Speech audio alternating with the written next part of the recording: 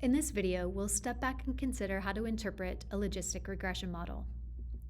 Recall our mountain climbing analysis, the goal of which is to model a climber's success by their age. And since success is a binary categorical response variable, we can model this relationship using logistic regression. From the results shown in the coefficient table here, we estimate that the trend in the log odds of success among climbers can be written as 0.426 minus 0.024 times age. This model trend, a line, is drawn below, and we know how to interpret the coefficients of a line. First, the intercept indicates that among climbers of age 0, which doesn't make contextual sense, the typical log odds of success is 0.426. The only new thing here is that we're being careful to remember that this trend line tells us about the log odds of success. Next, we can interpret the negative 0.024 age coefficient as the slope of the line. Technically speaking, negative 0.024 is the difference in the expected log odds of success per 1 year increase in age, say from x to x plus 1. More meaningfully, a 1 year increase in age is associated with a 0.024 decrease in the log odds of success on average. Or, in 10-year instead of 1 year increments, a 10-year increase in age is associated with a 0.24, which is 0.024 times 10, decrease in the log odds of success. It's important to note here that these drops in the log odds of success are constant. The drop from age 20 to 30 is, for example, the same as the drop from age 60 to 70. But in terms of truly understanding and communicating our results, it's tough to work on the log odds scale. Instead, recall that we can convert the log odds model to the odds scale through exponentiation. Similarly, we can exponentiate the coefficients.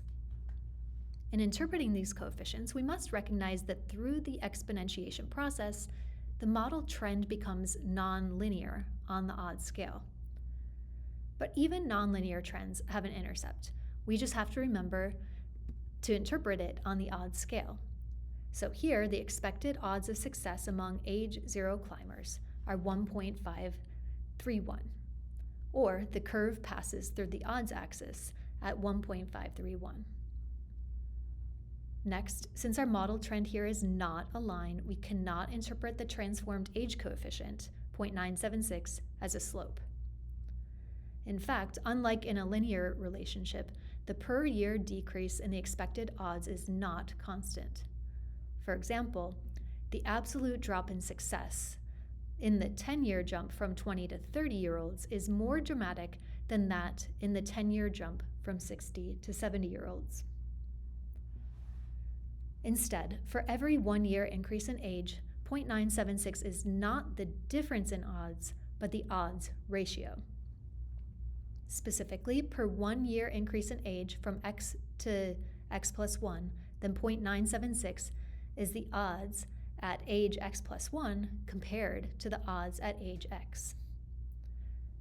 In the context of our example here, the odds of success among climbers at a given age are only 97.6% as big as those among climbers that are 1 year younger. That is, a 1 year increase in age is associated with a 2.4% decrease in the odds of success on average. Or, in 10-year increments, if we multiply the original negative 0.24 coefficient by 10 and then exponentiate, we observe that the odds of success at any age are only 78.7% as big as 10 years before. Let's try to make this idea less abstract through a more specific example. By plugging ages 20 and 30 into our odds model trend, we calculate that the odds of success are 0.947 for a 20-year-old and only 0.745 for a 30-year-old. This is a drop of negative 0.202, or a ratio of 0.79. Recall that this is the exact odds ratio that we calculated on the previous slide. Next, consider another 10-year leap. We predict that the odds of success are 0.363 for a 60-year-old and only 0.285 for a 70-year-old. This is a drop of negative 0.078, or a ratio of 0.79.